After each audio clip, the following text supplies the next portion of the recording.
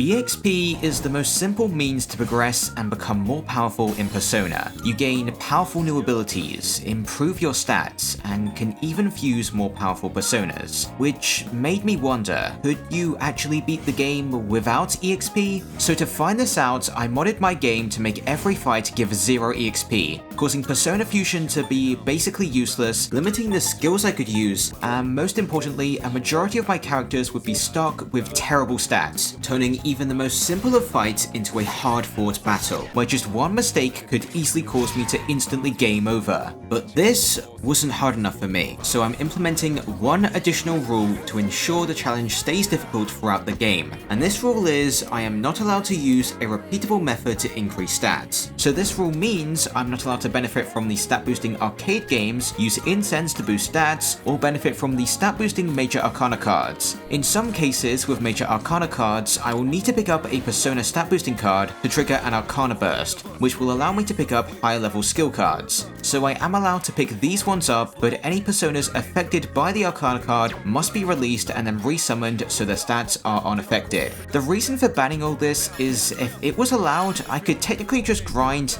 and have characters with 999 HP and SP, and all of the stats could be 99 as well despite being level 1, which I think would ruin the point of this challenge. So now we were ready to start the game.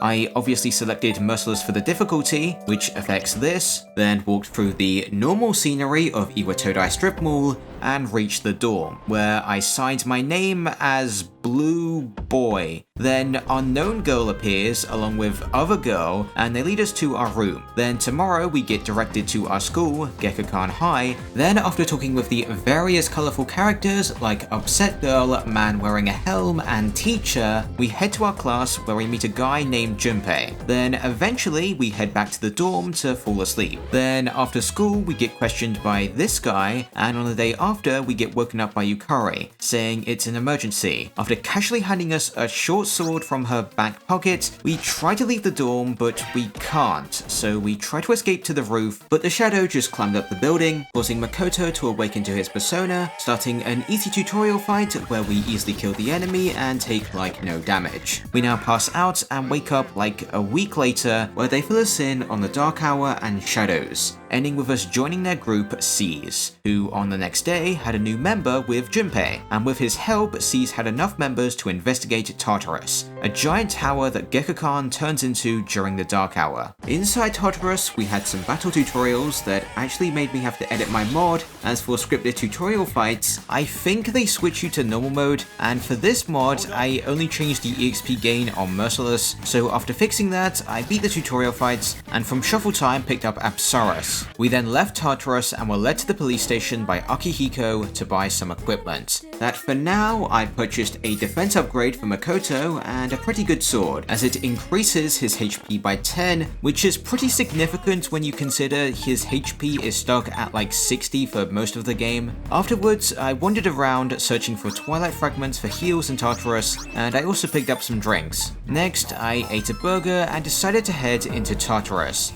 In the first few floors, the regular enemies weren't really a problem, and we picked up Angel from Shuffle Time, and before reaching the first mini-boss, I got lucky and picked up a card that allowed me to start the next fight with an attack buff. That was useful, making these guys a little easier, as my archies were dealing decent damage, and I even got lucky with a Dizzy after an all-out attack. Unfortunately, they used Mabufu and killed Yukari and froze Junpei. Since I couldn't kill them from here, they acted again and just killed me. On my next try, Junpei didn't get frozen, but at level 1, he doesn't have Argy. So my best bet was to revive Yukari to add another target for them to attack. She now healed, and I used Argies to set up an all-out attack that fortunately caused one of them to become dizzy. Yukari now died, but with a one more, I had just enough firepower to take out one of the ravens, and I knew Makoto would survive another attack, so I thought this fight was over. But he froze me, so I couldn't move and was crit for 100 damage. Next time, I did the exact same thing as last time,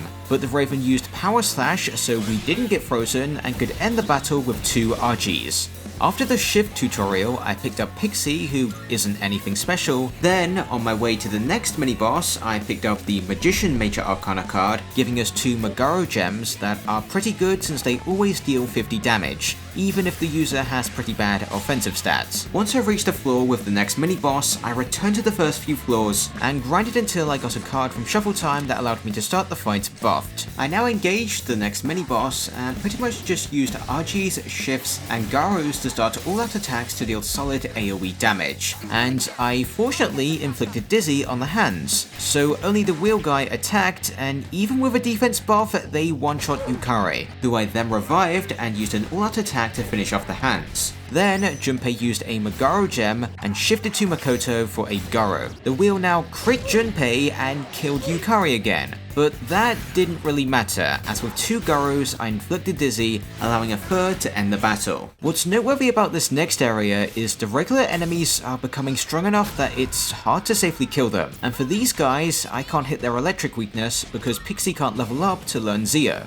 While making my way up the next couple floors, I picked up the second available Major Arcana card for this point in the game, triggering Arcana Burst, allowing us to pick up level 3 cards, and allowing me to pick up a counter, which is like, okay. I now grinded a little and managed to pick up this skill card, Drain Ability. That doubles the effectiveness of Drain skills, and in case you don't know, Life Drain does a flat 35 damage, so with this card and Life Drain that I could also pick up from level 3 skill cards, I could deal 70 damage consistently, which is like very high for this point of the game, and as the enemy's defense increases, this combo would still be pretty effective for quite a while. So grinding specifically for Life Drain seemed like a pretty good idea, but I could only pick this skill card up from grinding on floors 12 to 17, which if you remember from before, had these guys who I couldn't hit their weakness, and there were also other enemies I couldn't safely defeat with an all-out attack. So to fight these enemies, I grinded on the lower floors of Tartarus, as I noticed you can pick up all types of magic skills from level 2 skill cards, allowing me to pick up a Zeo skill card and place it on Angel, who right now had the most magic out of my personas. So I could now use Zeos to make these enemies more manageable, but it still wasn't easy to grind, as they survived an all-out attack. Fortunately, this was made easier once I picked up Fornius, who had higher magic than Angel, and also had good endurance and resisted ice, so they seemed to be the best persona I could use for the first full moon fight. They also had Bash that helped me fight the rare enemies on the floors I was grinding. With Fornius, my grinding was more efficient, but I had the problem of running out of SP. So now I fought the shadows I could, and if I didn't pick up Life Drain before running out of SP, I reloaded an old save and tried again. This plan changed once I was lucky enough to pick up the Drain skill I wasn't looking for with Spirit Drain, that I used to drain the SP of the lower level enemies on the first few floors of Tartarus, effectively giving me infinite SP. With a bunch of elemental attacks on Fornius, my final grinding setup was complete, and I grinded until I got Life Drain, which took me like 9 hours to do, and now I have like 70,000 yen, and like almost every skill card that's available up to this point. After teaching Fornius Life Drain, I was ready for the final mini-boss we could fight in Tartarus right now. On my first try, they just one-shot my entire team, so now I used Zeo to down them and used Life Drain for big damage. Yukari then used a basic attack and landed a Dizzy, while Junpei dealt like no damage. After using Life Drain again, I defended with Junpei and Yukari so they wouldn't get one shot, then I used Zeo, Life Drain and regular attacks landing a poison so we could easily finish off the boss after they effectively did nothing. I now journeyed up to floor 22 and couldn't proceed any further, so now I was satisfied and could leave Tartarus. But we now started our first non-story social link, and for this run, social links literally don't affect anything because we are level 1 and can't fuse personas. Anyway, since I grinded a lot, I'm rich and can buy whatever I want from the police station, with the biggest upgrade coming from the micro sashes boosting HP by 10. While I waited for the next full moon, I was aiming to upgrade my academics to level 3, so I could get the best possible reward from the first exams. Other than that, I was just doing pointless social links, like talking with old people, Shigeru Miyamoto, and engaging in Gamer Sunday. On May 1st, we encounter Visitor while delivering something to Akihiko, then get warned about the full moon in a week's time. And while I waited for that to happen, I remembered about the Inari Shrine, allowing me to dupe any skill cards I currently own once per day. And since skill cards are pretty much how I was getting my more powerful skills, doing this every day was pretty important. For now, I duped some debuff skills since I was pretty sure I'd be using them for a long time. Anyway, we now reached May 9th, the date for the next full moon. where during the dark hour, Mitsuru detects a large shadow's presence on the monorail, so we get sent over there to take them out. On the monorail, the doors close, and Junpei gets excited and runs off while we get surprised by an enemy encounter that I tried to kill with 2 Zeos and an all-out attack, but they survived and did a lot of damage. Fortunately, we could kill them before they got an additional turn. Then we were ambushed again, but this fight's much easier thanks to the heat balance, allowing Yukari to shift, allowing for 2 all-out attacks to take 2 of them down. With Spirit Drain, I restored SP and Yukari finished them off. We now met back up with Junpei, starting another battle that pretty much went the same as the last battle. At the end of the train, we encountered the large shadow and the boss fight began. First, I lowered their attack, did like no damage with Yukari and defended with Junpei. The priestess responded with Ice Storm, killing Yukari. Since we're on a timer during this fight, I pretty much need to spam life drains to deal enough damage to win, and Yukari and Junpei could focus on healing. I started to have trouble when the boss summoned 2 additional enemies, as instead of killing them, I used shift to fire off more life drains. But I assumed the enemy to the left was also weak to wind, and I didn't get to one more, so I kinda just got destroyed when they all acted at once. Next time, I used one wars from hitting their weakness to shift around, allowing a life drain to take out the summoned enemies, causing the boss to summon more that we could fortunately kill, and then they just attacked. We could heal the damage up with life drain, another reason why it's useful. Unfortunately, they used Ice Storm again, so I had to revive everyone, then they followed us up by speeding the train up, and now we had to win the fight in less than 4 minutes, which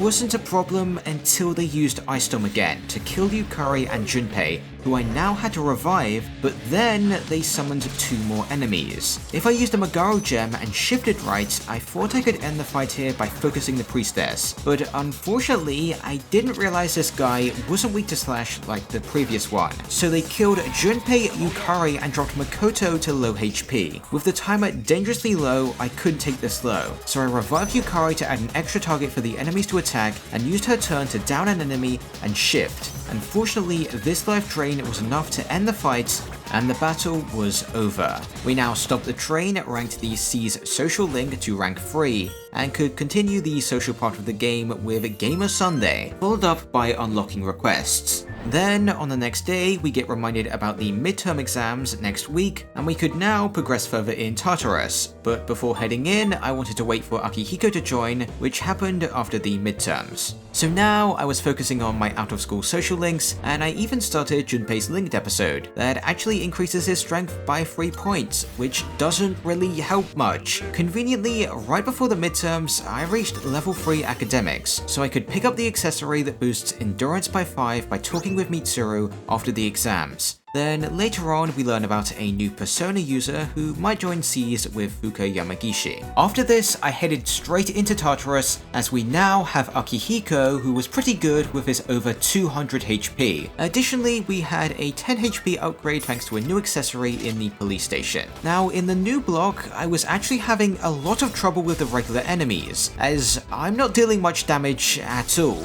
Akihiko was doing solid damage, but everyone else was pretty pathetic. And there's actually a reason for this, as there's a feature in this game that if normal enemy encounters outlevel you, you gradually start to do less and less damage until a 13 level difference where you deal half damage. This feature fortunately doesn't apply to bosses, but it makes regular battles a pain, and it's quite frustrating when you consider that the way I'm progressing is activating shuffle time to pick up skill cards and personas, and it's hard to guarantee a shuffle time with an all-out attack because my damage is low, so after every fight there was only like a 30% chance for shuffle time to occur, which makes grinding from this point onward really frustrating. Anyway, on my way to the first mini-boss I found some flat damage gem items, which are pretty good since my damage is low. After a little exploring, I reached the next mini-boss, and before fighting them, picked up a card, so I would start the fight with a defense boost. I began the fight by utilizing the damage items to down the enemies, and deal good damage to set up for an all-out attack with Akihiko.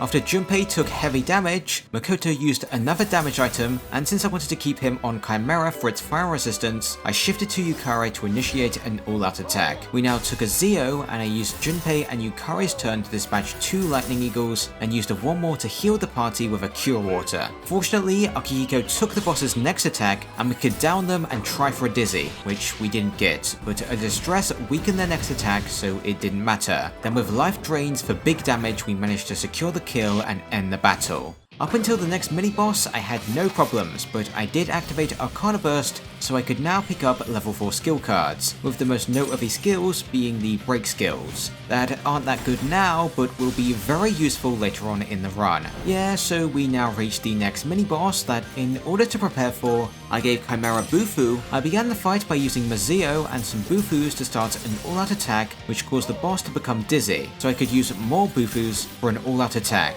The tables now got a turn, but they didn't really do much, so Junpei could use an item to initiate another all-out attack. With this large amount of initial damage, I didn't have much trouble taking out the 2 tables, and I got pretty lucky with dizzies and the bosses targeting Akihiko, who's more durable than my other party members, giving me an opportunity to use Spirit Drain to recover some SP before landing the killing blow. Immediately after this, we had a fight against another mini-boss, and for this fight, the dice guy doesn't have a weakness, but the twins are weak to electric, so Akihiko was dishing out great damage. As for the dice, they boosted everyone's crit with Revolution that actually ended up helping us more than the enemies, as it allowed me to get some lucky crits so I could shift to Akihiko or just go for an all-out attack. Unfortunately, the enemy now inflicted distress on Junpei, and with the increased crit chance, the twins crit Junpei, taking him down in a single shot. Then they followed this up by game overing me. On my next try, I tried to focus killing the twins as fast as possible, since the dice had higher health and usually just didn't attack. This time, I didn't get lucky with crits, and they killed me again. For attempt 3, I didn't get lucky with crits, but I was pretty fortunate with some shocks to skip some of the twins' turns, and this time I was extra careful with Makoto and defended to prevent him from getting one-shots. Other characters still died, but we could just heal them, and soon Akihiko landed a shock on the dice and we killed the 2 twins, giving us an opportunity to deal high damage, but they just barely survived and they didn't do anything, allowing life drain to secure the kill. After pretty much just avoiding all the enemy encounters in the next area, I moved on to this boss, who's very easy once you figure out how their AI works, as after they identify your weaknesses, they attack in a very predictable pattern of attack Yukari, then Akihiko, then Junpei, then back to Yukari. So if I defended to remove my weaknesses, and as long as their attack was down, Junpei and Akihiko could survive their attacks, and since they would never attack Makoto, he's free to spam life drains. As long as I healed and revived Yukari, there was no chance we could lose, making it a pretty easy win. Up the nearby stairs was a dead end for now, so if I wanted to, I could leave. But I wanted to prepare for the next full moon boss fight, so I began grinding in the area just before the last mini-boss to pick up the Persona Slime, which was really hard as these Phantom Mages are really durable, only Makoto can hit their weaknesses, and they have instant kill attacks that make them even more deadly. Eventually, after like an hour, I picked up Slime, who I wanted for their high endurance and their slash resistance. Then before leaving, I grinded even more for a life drain skill card that took me like another 4 hours to find. So now I left Tartarus, and on Monday I got the results from the exams, so Mitsuru handed me the Proto Choker, an accessory that boosts endurance by 5 that I gave to Akihiko for the next full moon fight. At night, Ikutsuki told us about the vegetable garden where for now I grew the buffing potatoes, and right after I headed off to the net cafe where I could now pick up the muscle bootcamp and mindful bootcamp, with the first one boosting HP by 7 and the second one boosting SP by 5.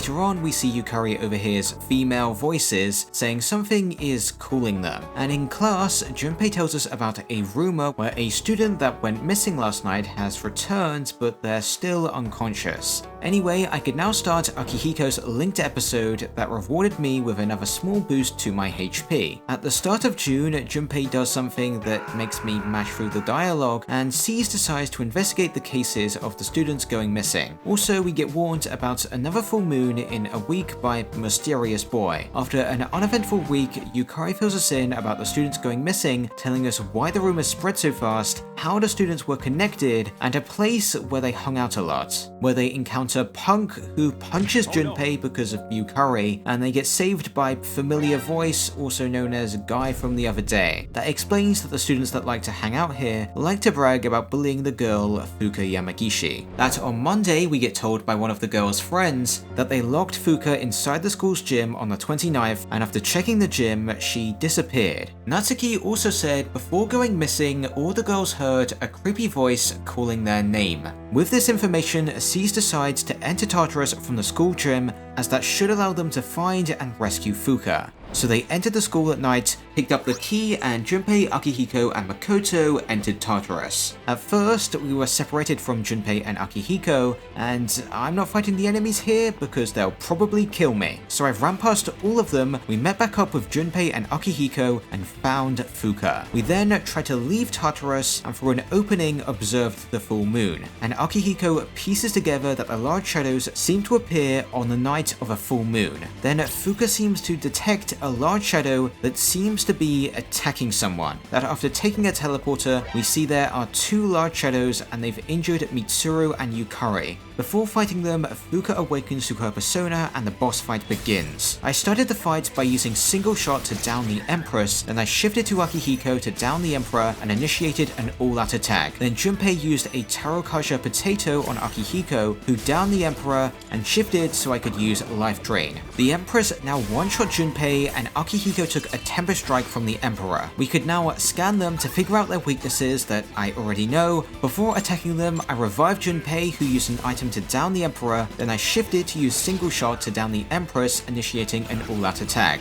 With Akihiko, I downed the Emperor again and shifted to use single shot, but this time I backed out of an all-out attack and switched to Slime to use Life Drain. The two bosses now changed their affinity, so the Empress was now weak to Strike and the Emperor was weak to Ice. So Makoto could single-handedly initiate an all-out attack, then Junpei could use an item and shift to initiate another all-out attack. With Sonic Punch, we could shift again and take down the Emperor and defend, but that didn't help because they just used Fire Break to do nothing.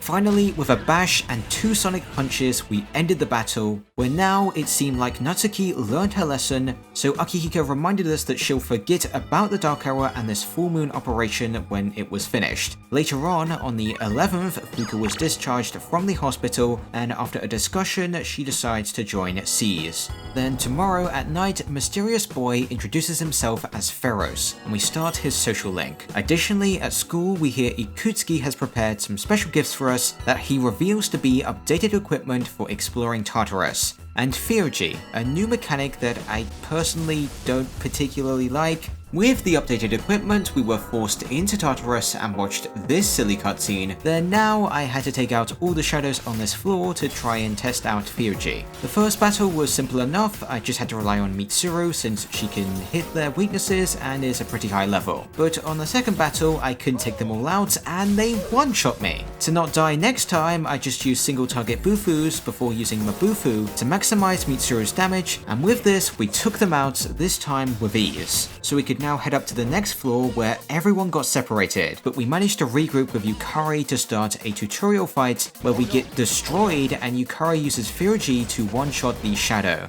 After that, our mission was complete, so we left Tartarus and could now do what we wanted. On the 16th, we were shown around Iwatodai dorm, and this unlocks the option to do various tasks with the other party members to unlock somewhat useful passive abilities. For now, I was prioritizing Fuka since her passive affects everyone. As for the other party members' passives, I was prioritizing Akihiko's since the other party members' ones are pretty useless for this run. Anyway, a little later on, we were told about missing person requests, and because of this, I was waiting as late as possible before heading into Tartarus. A few days later, on Saturday the 20th, we meet Koromaru the dog, who we hear his owner, a priest, died. Inside the dorm, Ikutsuki now tells us that the shadows can be divided into 12 categories, and because of this, expects there will be 12 full moon shadows, so we'll have to fight 8 more. After an introduction from Revolver Jesus, we pick up an Amity suit from Tanaka's Commodities that boosts HP by 30, which is really nice since we don't have a lot of HP. On the 26th, we picked up another missing person request, so it was a convenient time to head into Tartarus.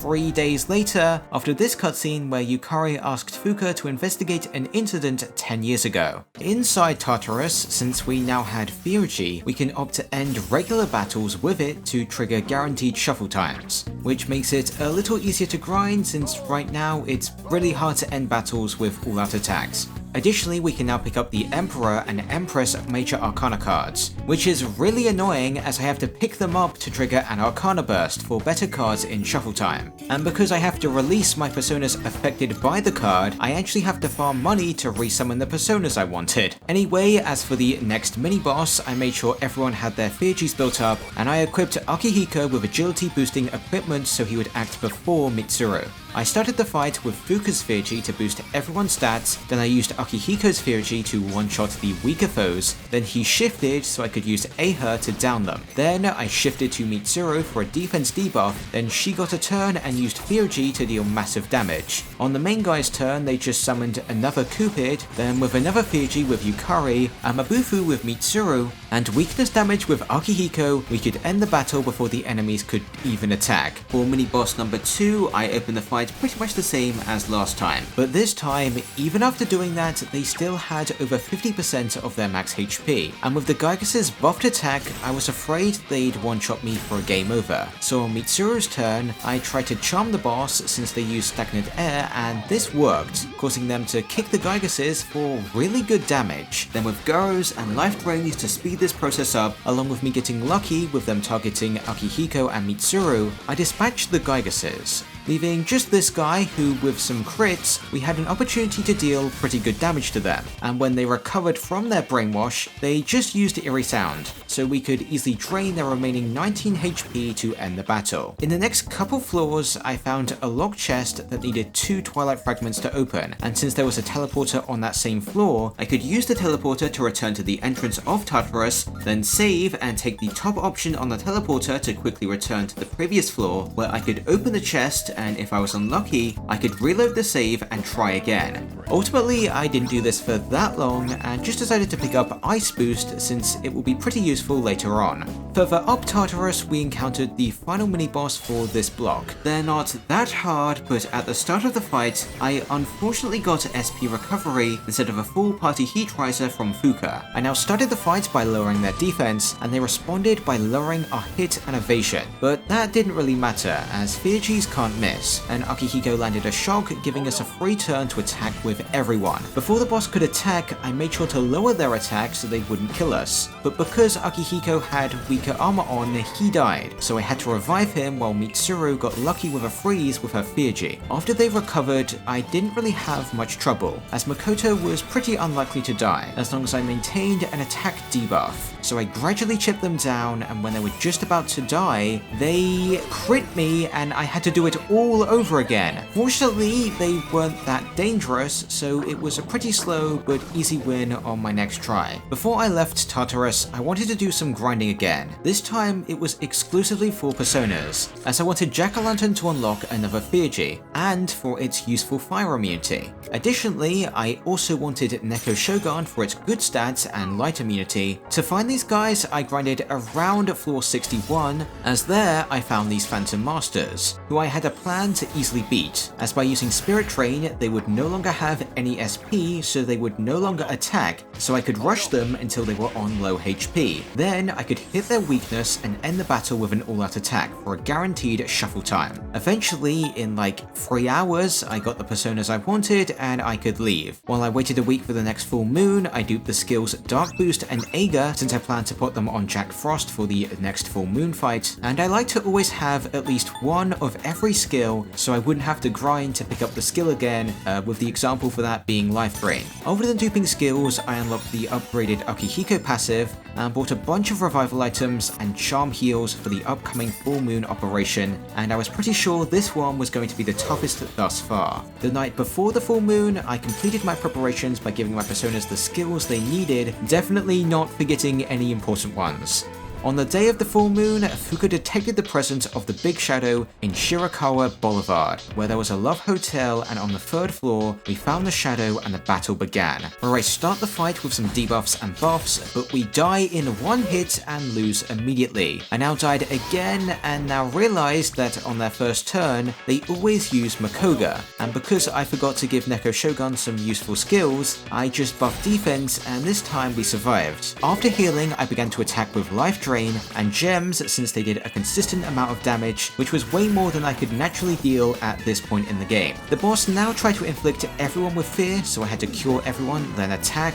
They now follow this up with Assault Dive that crit Yukari, then used the one more to attack again for minimal damage thanks to a strike-resistant persona. Once my team was healed, the boss used Makoga again, and I started to realize they always follow a consistent attack pattern of Makoga, Doomsday Doctrine, then Assault Dive, and then it repeats. Right now, I just ended up dying and decided to reload to a previous save to actually give Neko Shogun the skills, Life Drain, and Tarunda. Now, I had a safe way to drop their attack, and their bless attacks were far more manageable, so I had a much easier time slowly chipping them down with items, as long as I kept changing to personas that either nulled or resisted the boss's attacks. Once the boss was dropped below 50% of their max HP, their attack pattern changed slightly, as they would now use Makoga twice, then Doomsday Doctrine, then Assault Dive. This only really tripped me up the first time it happened, but it only caused Akihiko and Yukari to die, so it wasn't that bad. With some fear Gs to speed the fight up, this fight was pretty simple now, and Mitsuru landed the killing blow. After the battle, we tried to leave, but Fuka detected another shadow in the room, so we had to inspect the mirror, causing a cutscene to play.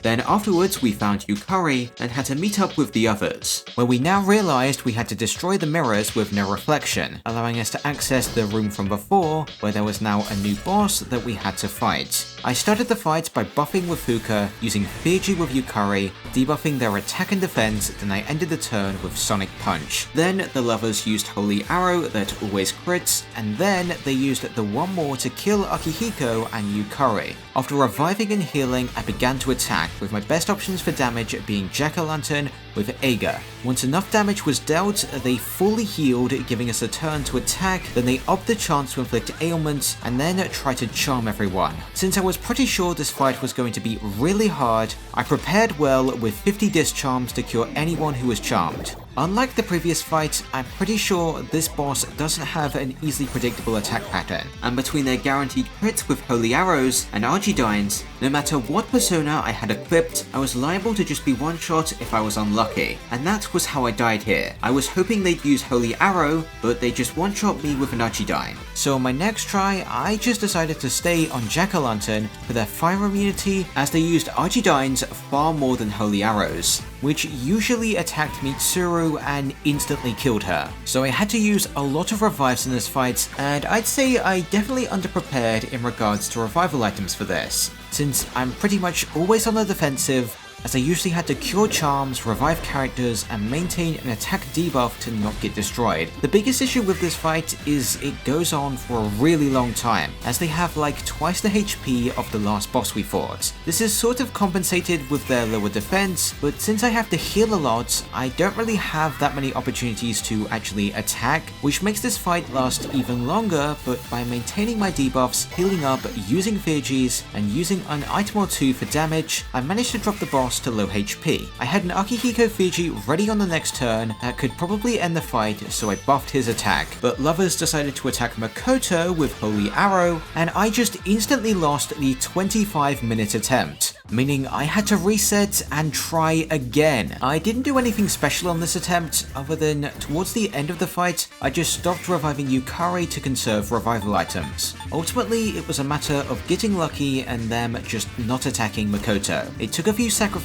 but eventually I managed to end the battle with Life Drain and my final 100 HP damage item. With them defeated, we could finally leave that place, but Revolver Jesus was casually observing us on a rooftop. At school, we now learned about the exams next week, and for this one, I needed level 4 academics to receive the best reward. But before that happened, Cease had a meeting where Yukari questioned Mitsuru about an accident 10 years ago, saying she must know something about it. So she reveals that her grandfather was interested in harnessing the Shadow's power for their benefit, but this project failed and the Shadows escaped and split up, with Mitsuru expecting they are the Shadows we're fighting during the full moons. Just before the exams, Ikusuki tells us he's arranged a trip to Yakushima where we'll meet Mitsuru's father. After that, we received the max safety shoes from Tanaka's commodities, and these are really good as they give the wearer an extra 50 HP, which is like a 50% HP increase for Makoto. We now finish the exams and get introduced to Ken Amada, who is moving into Iwatodai dorm and has the potential to be a Persona user. Later on, we could now head off to the antique store, and for this run, since we can't level up our Personas to pick up the materials for most of the good equipment here,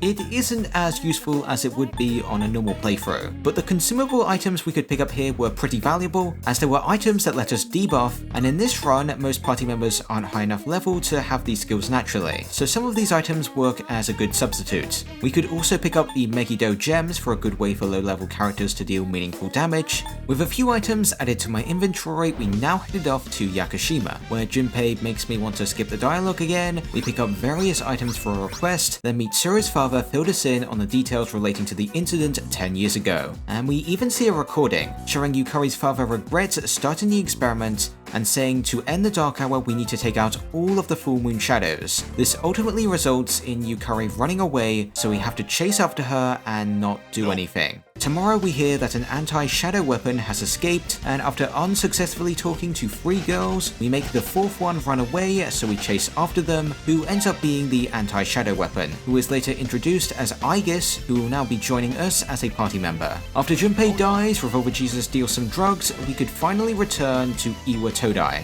where we can now go to Blue 5, allowing us to remember all the skills we've forgotten, which doesn't do anything for us. We can now pick up a URL that allows us to ambush, which makes Tartarus slightly less frustrating. Then we get the results for the exam, so Mitsuru gave us the Mega Master Band, an item that boosts all stats by 3 that I put on Aegis. We now get warned about a track competition on August 2nd that we had to train for. At night we could spend time with Aegis, and not only is the passive you unlock for her pretty good, but by gardening with her we will pick up Mataro Kasha potatoes for an AoE attack buff once they're done growing, which is pretty good, so I made sure to garden with her whenever it was possible.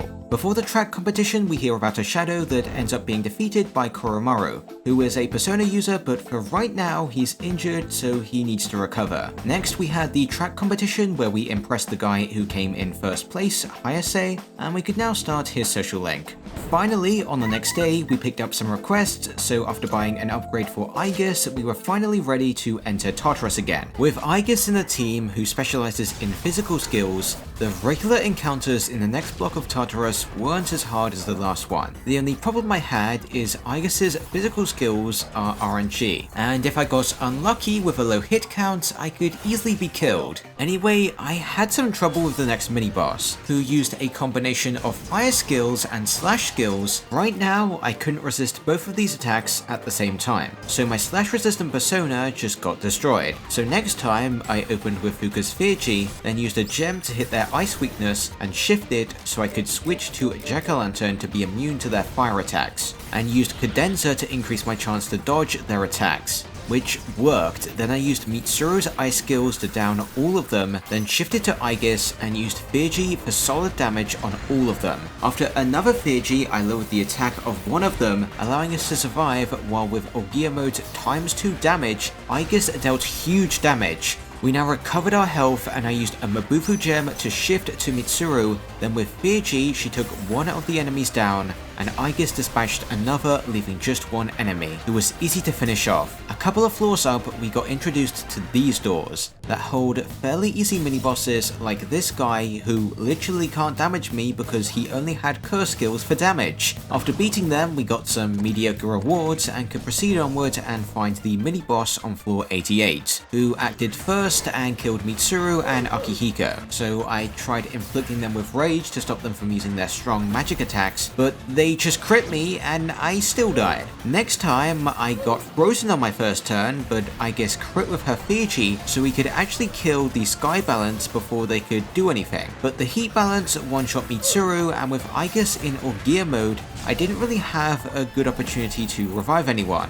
and eventually the Heat Balance just killed me. After I died again, I got lucky and Aegis got the first turn, so I could use Fuka's Fiji to buff everyone's stats, allowing Mitsuru to just barely survive their first attack. Then I unleashed my other Fijis, healed, and inflicted the head guy with Rage. With a crit, Aegis disposed of the Sky Balance, and thanks to our defense buff, Akihiko survived an attack from the Heat Balance, so he could use Zeo, build up a Fiji again, and use it to land a shock on the Heat Balance. Then with just an Ager and a Swift Strikes, we took out another enemy, leaving just one, whose turn was skipped thanks to a lucky shock, making it easy to now end the fight with Mitsuru's sword. During my ascent to the next mini-boss, I fought another Monad boss, who literally just can't damage me again. On floor 89, we encountered these two for a gimmick fight, where they use various buffs and debuffs to set up for a huge charged attack.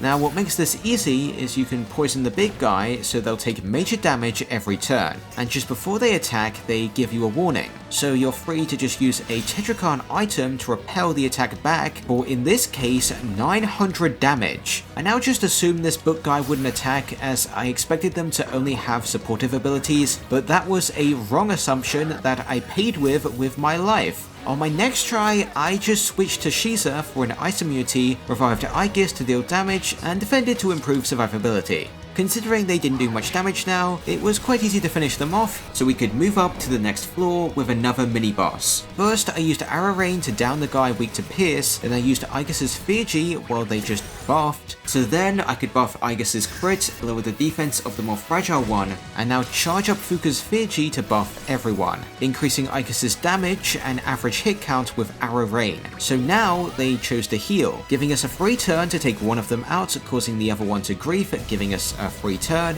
Here I was buffing Aegis's crit rate to try to crit this one since it has no weakness. So when Mitsuru landed a freeze, I was happy as it allowed Aegis to deal major damage. And with the one more, she actually crits again. So I was pretty close to killing them. Since they have ice skills and seem to like using them over their wind skills, Akihiko was pretty much always defending. Now I had a persona that resisted both wind and ice, but for some reason I switched to Shiza, which actually caused the boss to just one-shot me. So I did the fight again, and this time I just used damage items to speed this up. We now had these Monad Dords that led to a few more boss fights, like this guy who concentrated and used Megiddo for a one-shot on like everyone. Next time I learned from my mistake and buffed defense with Fuka and defended with everyone to survive the attack. Next, I used some Fijis, landed a freeze with Mitsuru, setting Aegis up to deal massive damage, but we still died as Fuka's defense buff wore off, so they just killed us with Megiddo. Once I died yet again, I had an attempt where I buffed Aegis's crit and got lucky with 2 crits to deal huge damage. Immediately after this, I got lucky again with a shock with Akihiko, and after they recovered, they just used Concentrate, giving Aegis more than enough time to crit them and finish them off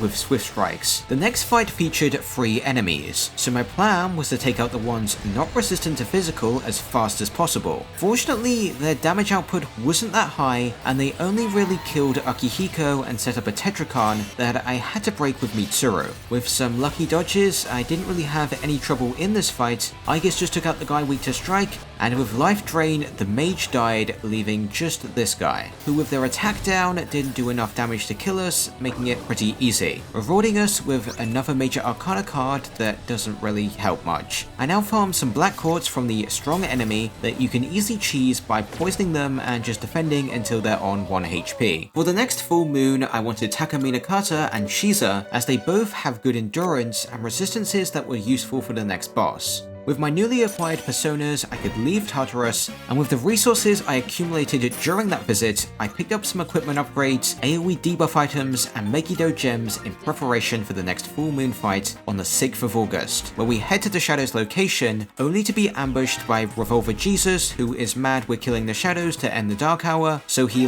locks this door and just leaves, which doesn't stop us from heading deeper inside the facility to find the Shadow with a big tank. I started the battle by debuffing their attack, then I began to use flat damage sources like with damage gems and life drain, as without these, we don't deal much damage. Damage wise, the boss doesn't really deal enough damage to be threatening, so I had a relatively easy time building up a Theurgy with Mitsuru to split the tank into the Chariot and Justice. With an item to debuff both of their attack, I didn't think they'd be threatening, but Justice used Mahama, which fortunately didn't kill anyone. To resist their attacks for this phase, I switched to Shiza, as they resisted both Light and Strike. Then, I activated Fuka's Theurgy and Aegis's Theurgy, and Akihiko got instant deathed. But I healed up and managed to actually take down Justice, but obviously they just got revived. Before they could unite, Aegis did massive damage with Swift Strikes, but before the tank form could even attack, I used another Theurgy to split them up.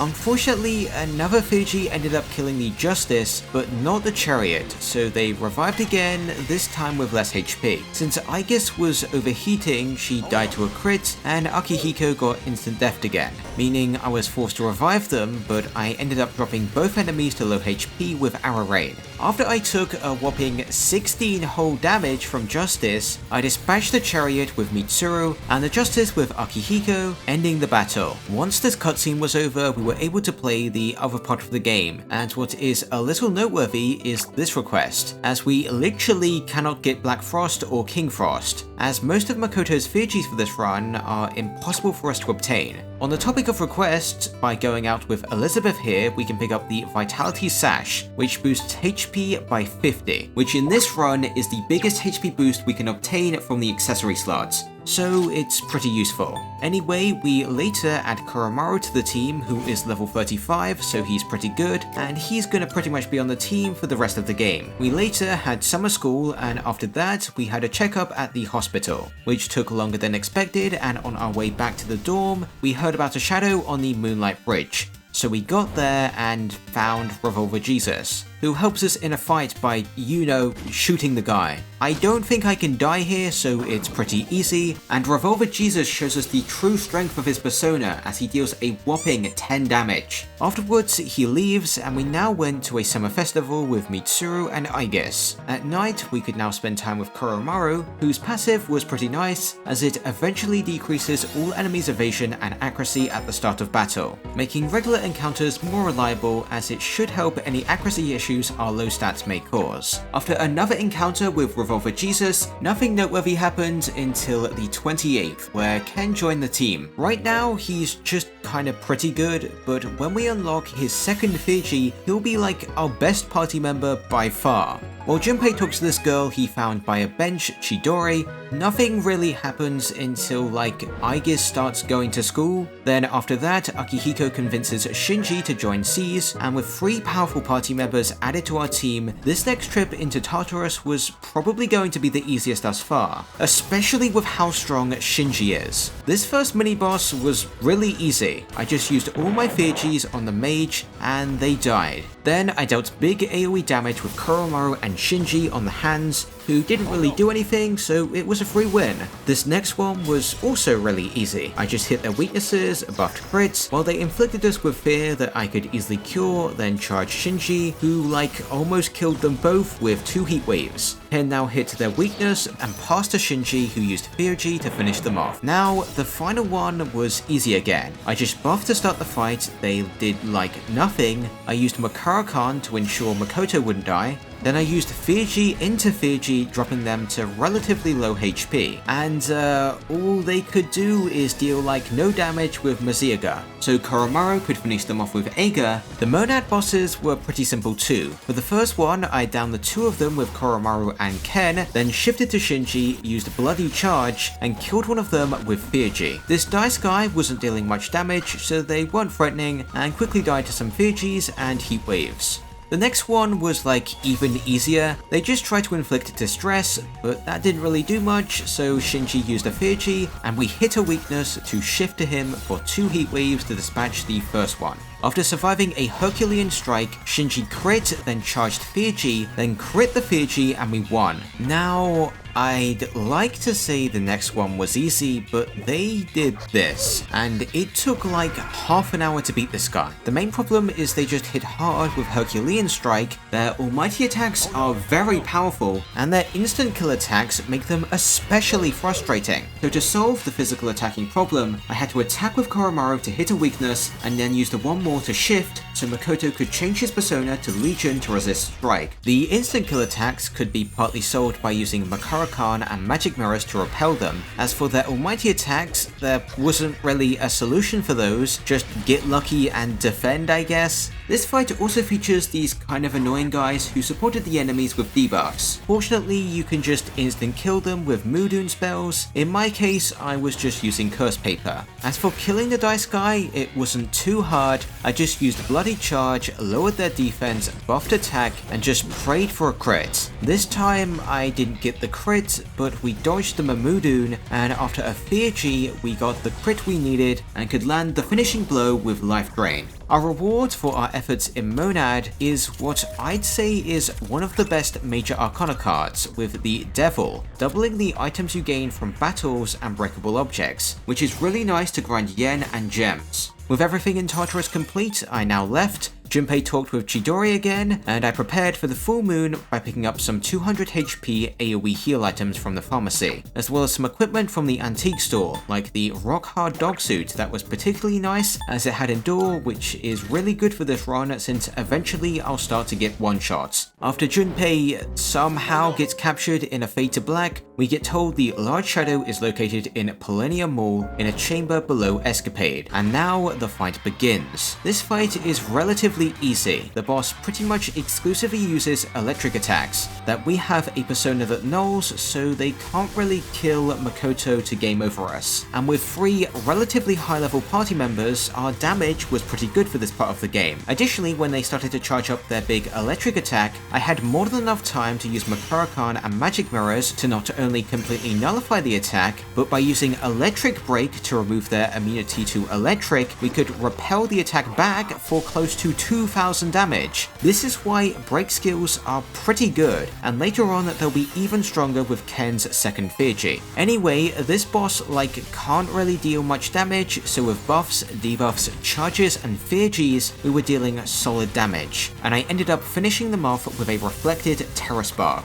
After the battle, we return to the dorms to find Junpei and capture Chidori, and hold her captive in a hospital. During the next month, I could start hanging out with Shinji at night, and the ability he picks up is pretty good as it allows him to start the fight fully buffed, which makes regular encounters really easy with his powerful heat waves. Junpei now tries to talk with Chidori, then after that I could start Koromaru's third linked episode that's noteworthy as it boosts his agility by 3. Later on we see Chidori get strangled by her persona because Strega can't fully control their personas, and the fix is to use suppressants. We could now start Shinji's linked episode, that I actually found out that if you pick the wrong option when you talk to Mitsuru, the game just doesn't let you continue, so that was fun. Across the next week or so, nothing really important happened, until we meet Takaya again, who just kinda says we can't come to an understanding, and next time we meet him, he's going to shoot us with his gun. Like a week later, we picked up the final available request until the next full moon, and on the 28th, I decided to head into Tartarus, and I needed to prepare well for the next full moon, as Fortune can just deal a flat 300 damage to instantly kill me, and we also can't use Ken and Shinji for the fight. So I ended up fighting a lot more regular encounters to farm yen so I could pick up the Endure accessory from Escapade. Additionally, in this block of Tartarus, we can pick up level 8 skill cards that have a very low, around 1% chance, to drop resist skills, and Resist Strike and Resist Wind were what I was hoping for. And I actually found out that the locked chests that require 2 Twilight Fragments to open had a much higher chance to also drop the resist cards, so I was just saving and reloading to pick up the cards I needed. Another useful item I could find in the chests were the 150 damage items that are pretty strong for this point in the game. Anyway, as for the mini-bosses, the first one was pretty easy, because Shinji's heat waves hit the sand guy for weakness damage. The enemies weren't able to one-shot me, and after removing their buffs, Shinji attacked twice and killed the sand guys. Then with a gem, I downed the remaining enemy, then shifted to Shinji and dispatched them with his Fear-G. This next guy was especially easy, as I just crit a bunch of times and they died very quickly. The next boss had instant kill light attacks, and they killed Koromaru on their first turn and used up Shinji's Endure. They didn't really do much other than this, and while their strike immunity was a bit annoying, I managed to use Fear-Gs and set up Bloody Charge to drop Shinji to low enough health to speed up his Fear-G gain, causing him to end the fight with the Fear-G he had built up. Next was another relatively easy one. This one did actually kill me though, so I had to use an attack mirror to keep Makoto safe. And as usual, I mainly just relied on Shinji for damage with heat waves and Fear-G, so we took the big guy out without too much trouble, leaving the hands who just used supportive abilities and couldn't attack. One of them had a strike immunity, so I had to go for Blades of Fury rather than Heat Wave, but other than that, it was pretty simple. The final mini-boss for the section was not very interesting, so let's move on to Monad. These snake guys and the tower killed me a couple times, but they're really not that hard. The snakes usually try to poison you with either poison mist or virus breath. As for the tower, they like to use bless attacks, but like our previous battles, we just have pretty strong party members for this point in the game, so we can just kinda kill them before they get to attack much. The subsequent boss is another case where we can just kill them before they can do anything significant offensively, but they could still execute their gimmick where they use Spirit Drain to drain our SP, which literally isn't a problem because they basically just give you infinite HP and SP refills in this game. As for the final Monad boss, they were pretty annoying, as on their first turn they used Megidola that would instantly game over me. At first, I just tried resetting for a dodge, but that was annoying, so I tried switching to a persona with higher endurance, but that didn't save me, so I was forced to rely on a lucky dodge, then just defend so I could survive. In this attempt, Ken actually crit so I could shift to Shinji and set up a Bloody Charge for massive damage with Fear-G. Fortunately, this time they didn't use Megiddo again, and with magic mirrors, it was completely safe to steadily attack them until they died. After picking up the Tower Major Arcana card that isn't very useful, I was now done with Tartarus for now. But after heading off to the antique store, I was pretty sure I was going to head in there again, as I only had one quality Nihil cloth, which I needed to make better armor for the upcoming tough boss fight. Since for the next boss fight we can't use both Ken and Shinji, I just had to return to the team, and at first I considered using Mitsuru, but I checked Akihiko's weapons and he actually had a weapon that gave him Endure, and despite being a lower level than Mitsuru, he had similar HP to her and buff amp, so defensive buffs were going to be more valuable on him. So I actually decided to use him. After preparing, nothing important happened until the night of the full moon, where we hear Shinji and Ken were nowhere to be seen, and the two shadows are located at Iwatodai Station. Before the fight, I used some skill cards, with auto buff skills on Kukahulin, then offensive skills on Dakini, who I'd switched to after taking out Strength, and finally I gave Anubis single target boost, Dark boost, and Ager to try to quickly take down Strength. So now I was ready to attempt what I thought was going to be the toughest fight in this entire run. My first concern was Strength's signature attack, so I lowered their attack, raised my defense, and fortunately that was enough for us to just barely survive the attack if it didn't crit. My biggest concern for this entire fight is Fortune, as they like to spin their wheel, which fortunately always has a fixed outcome, so it wasn't RNG. However, on just their third turn, they roll 300 fixed damage on everyone, which is obviously a problem when Makoto literally can't have that much HP, so we would instantly die here if we didn't have Endure from the accessory in Escapade, which is the only way we can pick up the skill since we can't level up personas. You can only buy one of this item, so no one else can benefit from this. Fortunately, Akihiko has Endure in his weapon so he can survive, and with the HP plus 50 armor from the antique store, Aegis can also survive, and Koromaru naturally has over 300 HP. While Fortune does this, Strength buffs their crit, and that's just another difficult aspect of this fight, that they could just instantly kill me with an unlucky crit. Anyway, for now, my plan for this fight was to just attack with Makoto and Koromaru, and use items to heal and buff and debuff with Aegis and Akihiko. For a few turns, the two bosses just used some really mediocre single target attacks that we had no trouble surviving. During this fight, Fortune occasionally applies effects that like buff everyone's attack, lower everyone's defense, but what was the most helpful is when they concentrate everyone, as by that point I've usually built up some fear Gs and can do massive damage with the ×2 damage boost. They also use this buff with a concentrated Margarodine, but it's not really that strong, so it benefits me more than the enemies. This time around, I died because this attempt was really just a test to see how quickly I would die to a second 300 damage Wheel of Fortune, so I hadn't prepared enough attack debuffing items to last the entire fight. So I attempted the fight again and survived long enough to know my time limit. It was around 10 turns. In 10 turns, Fortune will always deal 300 damage again and instantly kill Makoto, forcing a reset. On this try, I had only dealt about 75% of Strength's max HP, so I needed to deal a lot more damage, as I was only dealing around about 250 each turn with an occasional Fear G for boosted damage. To win, I needed to think of a way to increase my damage, so I reloaded a save from 4 days ago and headed into Tartarus.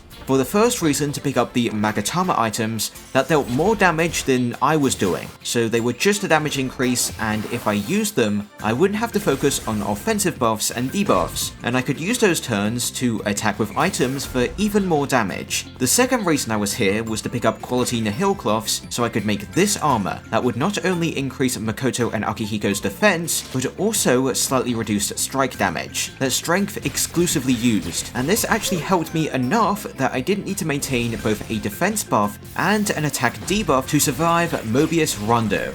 The third reason I was here was to just pick up some more money, so I could purchase the jewels in Escapade to exchange them for useful items like Megiddo gems and AoE debuff items. So now I was pretty sure I was prepared, so I started the fight once again. This time I was still attacking with Aha with Makoto, but I had Koromaru changed to use the 150 damage items. Now I died a few times here due to some unlucky crits, and when the wheel concentrated everyone, I had a better plan for dealing damage with Fear Gs, as I used the Jack Brothers Fear G for a high chance to down them, increasing damage by 25% because they're downed, so I could follow up with a strong Aga, a powerful lightning spike, and deal 1000 damage with Koromaru's Fear G. I now was dealing damage with primarily items, I wasn't getting crits, and I pretty much optimized my damage the best I could, so I was feeling pretty good. I generally thought I could win here, but when the time came for Fortune to use the run-ending Wheel of Fortune, Strength still had around 10% of the HP remaining, so I lost, and was pretty sure with this strategy I couldn't win.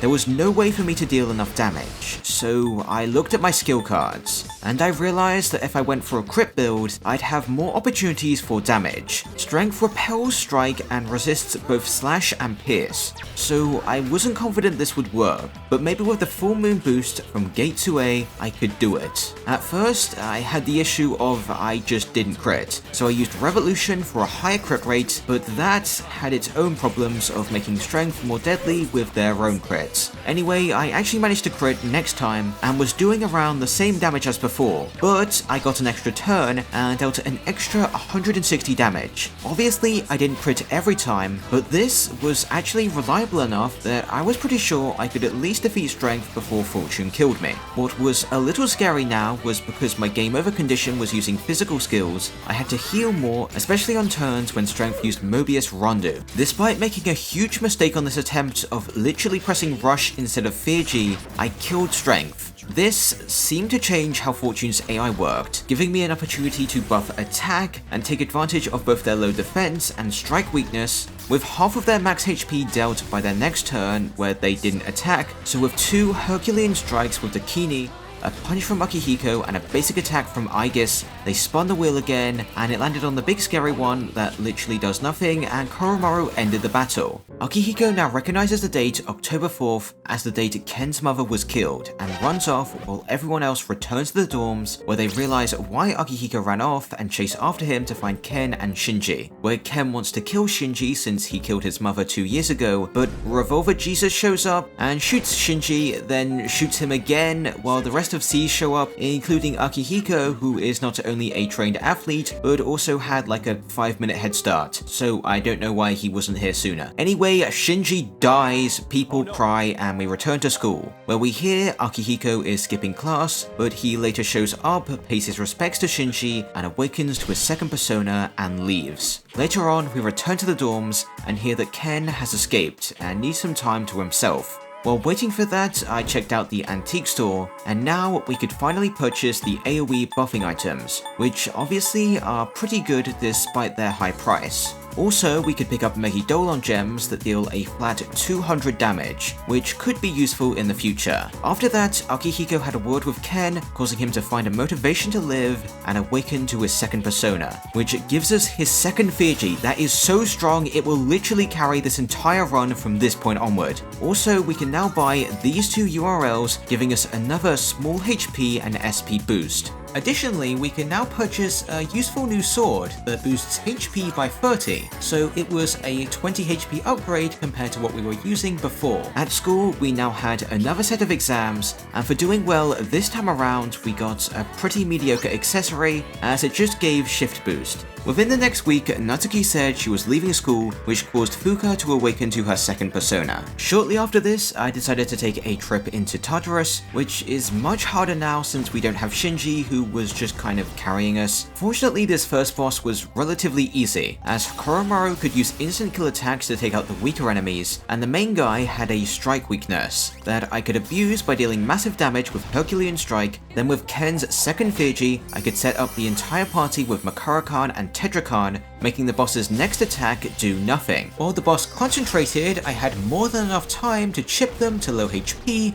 and place a Makarakan on Aegis to prevent a 1 more. Additionally, with Endure, Makoto was safe from this attack too, so now we could finish them off and move on to the next fight, which is a good example of why Ken's second Fiji is so strong, as we used it and it effortlessly allowed us to kill this guy with the reflected damage. This Fiji even made the next mini-boss easy, as we used it to reflect their attacks back to deal over 800 damage. The rest of my damage also pretty much came from Ken, as I just used Makarakan to reflect more of their attacks back. The only problem with Ken is to speed up his Fiji, he needs to be on quite low SP. And when you're low on SP, Fuka's Fiji can heal you, rather than a more useful effect like AoE Heat Riser or AoE Charges and Concentrates. Speaking of Concentrates, this guy actually used Concentrates, and that amplifies the damage they will take when we reflect it back, so this made the fight quite straightforward. The next fight had a couple of examples of when Ken's second Fiji isn't the best,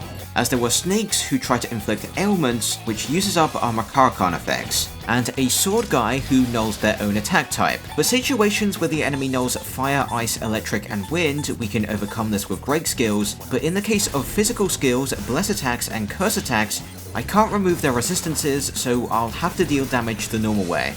Anyway, despite what I said about Ken's Fiji being weaker in this fight's not that interesting. The enemies just never came close to dealing lethal damage. It just took a long time with my fairly weak physical attacks. The next boss was able to be cheesed with Ken's Fiji again, and to make him charge his Fiji faster, I actually used any lucky crit 1 mores to shift to him to accelerate his Fiji gain to get it a turn sooner. Unfortunately, I got crit just before killing the guy and died, but next time I used an attack mirror to guarantee Makoto's survival, and we won. The first Monad boss was susceptible to poison, so I did that and just defended until they had no HP and finished them off easy. The next 2 guys weren't impressive offensively, but they have really high HP, and I wasn't doing much damage. Fortunately, they're susceptible to poison, and take 1,999 damage each turn while poisoned, and I'm pretty sure they use light and dark attacks, which I could be immune to with Anubis, so I just had to wait 5 turns for them to die, and it was pretty simple. The final fight wasn't too bad, even considering there's 2 of them. One focuses on physical pierce attacks, and the other identifies weaknesses and uses single target magic attacks to hit those weaknesses. The reason why this is easy is Ken's Fiji provides both a Tetrakan effect and Makarakan effect. While yeah, it's not that effective at doing damage with the relic's light and dark immunities, along with the multi-hit attacks from the knight, which repel back for mediocre damage, offensively the relic literally couldn't do anything in this fight, as I could just Makarakan the target they attack, and since they only use single target attacks, everyone could easily maintain a Makarakan effect to just take 0 damage. The knight guy actually does have some AoE attacks, but they weren't that powerful by themselves. As for my main source of damage, with Osei's Blades of Furies that crit fairly often, I was dealing pretty good damage. So without too much effort, I beat the fight on my first try, and chose to not pick up the Arcana card for now, as it makes it more annoying to trigger Arcana Burst. After farming these weak sand shadows, I found my desired persona for the next full moon with Rongda, who repelled strike and had myriad arrows, which at this point in the game I think is the strongest physical attack I could have. For their build, I plan to give Rongda resist dark, some pierce boosting skills, and crit boosting skills. Once I left Tartarus, I immediately head over to the antique store to pick up some buffing items, and I was convinced that there was no way I could deal over 200 damage to the next full moon boss. So I spent all my money on emeralds to trade for Megidolon gems, but I still didn't have enough to be satisfied, and I actually had to head back into Tartarus to farm even more money just to have a few more. On the day before the full moon, I organized my personas with the skills I wanted. The only 3 I'd actually use other than Runga were Succubus since they drained Curse, this guy for his very high endurance that could be useful for the next boss's concentrated Megidolons, and Kukahulin who had Blade of Fury. But when the date of the full moon came, Takaya and Jin were standing in our way, who refused to let the Dark Hour end, so we now had to fight them. For this fight, I pretty much just entirely relied on using myriad arrows and Blades of Fury for damage. These attacks actually did way more than I expected, especially when they crit multiple times thanks to Revolution, and the main problem I actually had with this fight was survival. So I defended with Ken to not die to Takaya's curse attacks, but Jin was still quite strong and he one-shot Aigis. But we revived her and she died again, and because of Jin's flash bomb, we had to cure Ken who was confused, who revived Aigis who had to heal everyone. But then I couldn't Makarakan to protect my game over condition and they got one-shot. On my next couple attempts, they continued to hit my weaknesses, shift around, and game over me. So I decided to reload a previous save and considered giving Kukahulin resist ice, so they wouldn't have a weakness anymore. But I didn't really have any skills I wanted to replace, so I didn't change anything and tried the fight again. This time I aimed to keep Ken alive with Makarakan effects, so he could charge up his Fiji, and Takaya and Jin were fortunately choosing to attack Koromaru and Aigis, the 2 characters I was okay with them dying. So I had an opportunity to deal big damage with Blade of Fury. Near the end of the fight, I finally charged up Ken's Fiji, and with the revive and Khan effects, the remainder of the fight was simple, except at the end of the fight where Takaya used Megidola, that 100% would have game overed me if it hit. But with an easy dodge, I used 2 final Blades of Fury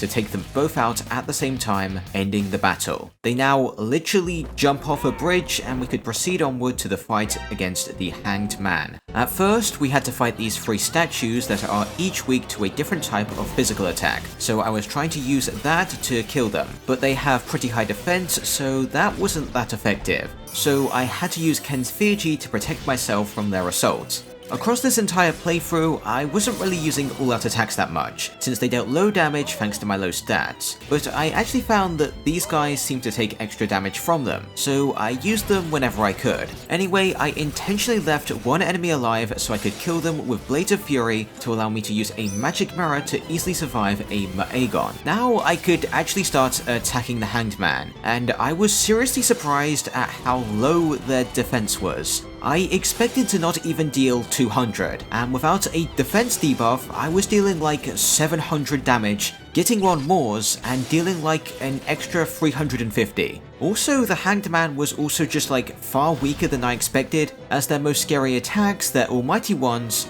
wasn't anywhere near close to killing me. But this phase is the easiest in the fight. They get way more attacks later on, so I needed to be careful after I killed them, and they resummoned the 3 statues that I killed with all-out attacks again. Once they descended, they now start to use Grim Transcendence to act 3 more times, using God's Hands that I could reflect back, but the scary part was Concentrate, as now Hanged Man goes for a more powerful almighty attack with Megiddo La. Fortunately, with my defense up and their attack down, we could shrug it off and use Charged Blade of Fury to send them back into the sky. I now prepared my team for the Hanged Man's final phase by healing and buffing, but I also had to lower the statue's attack as they'd survive this turn and attack for decent damage. So I healed again, then with 2 Megidolon gems and a Flame Magatama, we dispatched the statue, causing the Hanged Man to come down, use Grim Transcendence, Maegon, God's Hand, Grim Transcendence again, then lowered our defense, raised all of its stats, and finally concentrated. This is the turn I was the most afraid of, but I was prepared, as I switched to a high endurance persona, defended, removed their buffs, raised our team's defense again, making the resulting Megidolon deal way less damage than I anticipated. So now, I could start attacking back with Myriad Arrows. On their next turn, they used Grim Transcendence again to buff crit and used 2 God's Hands that did nothing.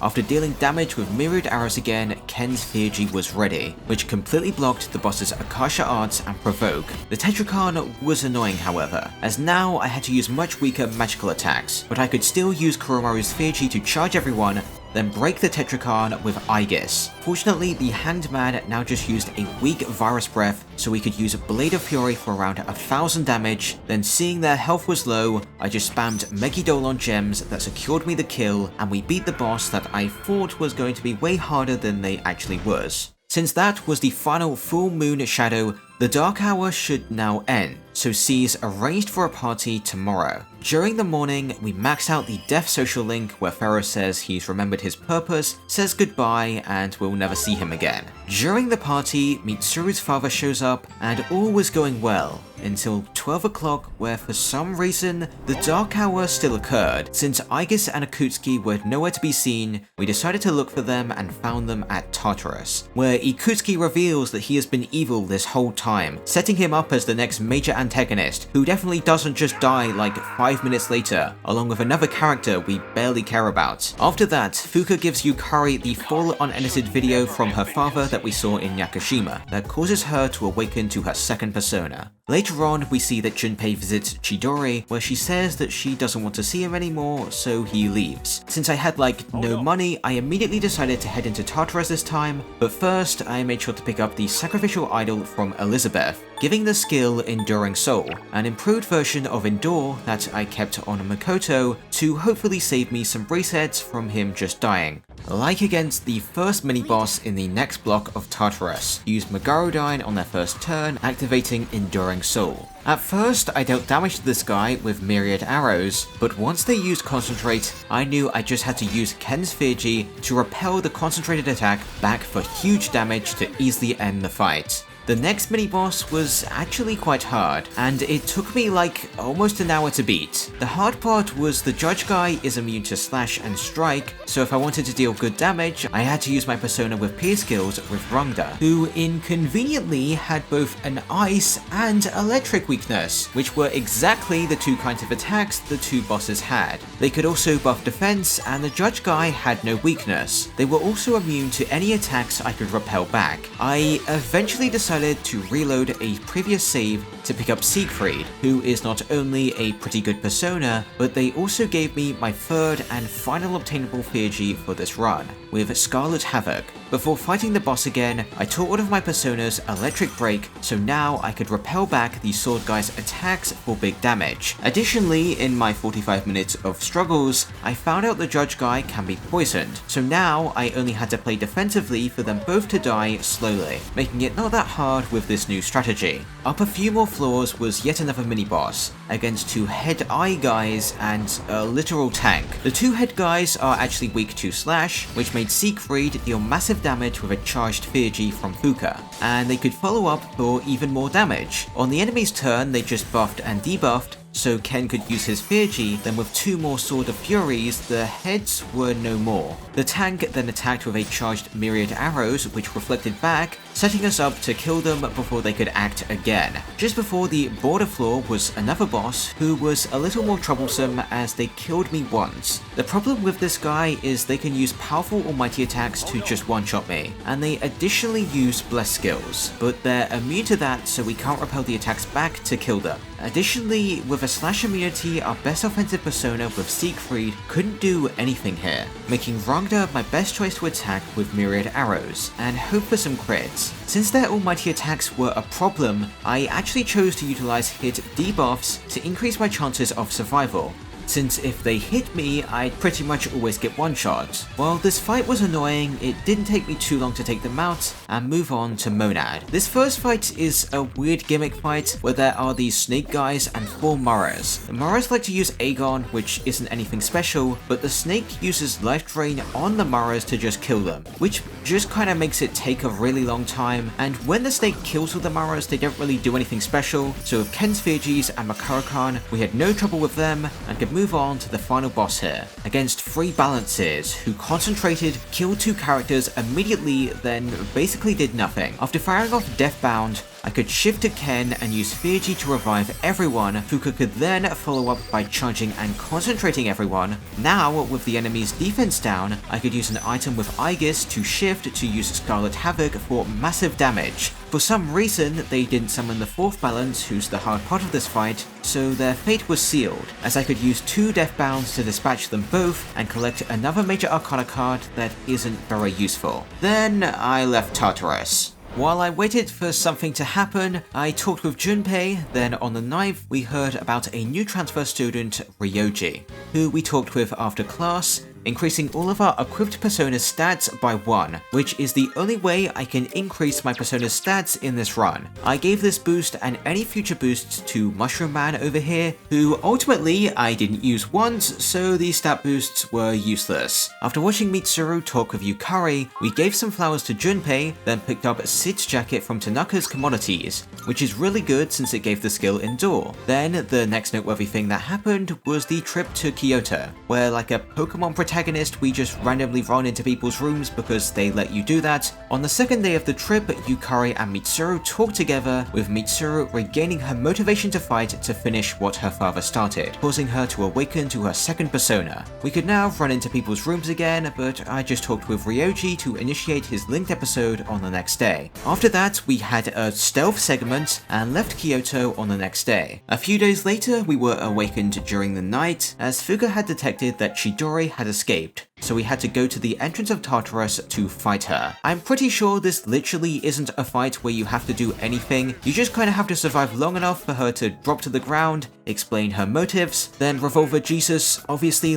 returns from the dead and shoots Junpei. So in a very silly cutscene, Chidori heals Junpei, then dies. In anger, Junpei faces towards Takaya, summons his persona, and we see that it's fused with Chidori's. Strager now runs away, and tomorrow we head off to Wild Duck. As for the next couple days, we had an internship there. That on the 4th day of the internship, Ryoji tells us that Junpei hasn't showed up to his internship. Later, on the 28th, Mitsuru gave Junpei Chidori's sketchbook that re-motivated him, unlocking his second Feargy. A few days later, I completed Ryoji's final linked episode, and the night of the next full moon was quickly upon us, where Aegis remembers who Ryoji really is, as he's the 13th shadow, Death. They now fight each other with Aegis going down, then everyone else shows up. Ryoji says he remembers everything and says he's the Appriser, a being who will draw the maternal being Nyx in, awakening her. And if that happens, everyone will die. Then says it's impossible to stop her and we won't live to see next spring. He then gives us a choice. We can either kill Ryoji and erase all memories of the Dark Hour and the dread of waiting day by day for the end to come, or we can not kill him and still remember everything, but he'll still disappear next full moon, so Ryoji's well-being is inconsequential. After asking us to kill him, he leaves leaves and says he'll return the day of the next full moon for our answer. While we waited, we had the final exams for the game, and the reward this time was really good. It was another accessory that gave Enduring Soul. But before that, on the 10th, C's discussed about what to do with Ryoji, then after that we could head further into Tartarus. This time without Aigis, since she was getting repaired. Despite Akihiko's lower stats, I actually found this first boss fight to be quite easy. I just used Ice Break so I could reflect back the Alliance ice skills for solid damage, and the Cupid guys wasn't really doing much either. So with Scarlet Havoc and Death Bounds, we quickly ended the fight and could move on to this one, with 3 samurai looking guys, who are relatively easy. They used a lot of slash attacks that we could just reflect back for massive damage with Ken's Fiji. My only other source of damage was Death Bounds and Fiji's again. While these guys killed a few party members, they just kinda died too quickly to do any meaningful damage. So next up was this dice, who spams fairly weak Megidolons, but is vulnerable to poison, so I landed it, then defended until he was on low HP and easily secured the kill. The final required boss here was this Minotaur guy, who started the fight immediately with Makogon for massive damage.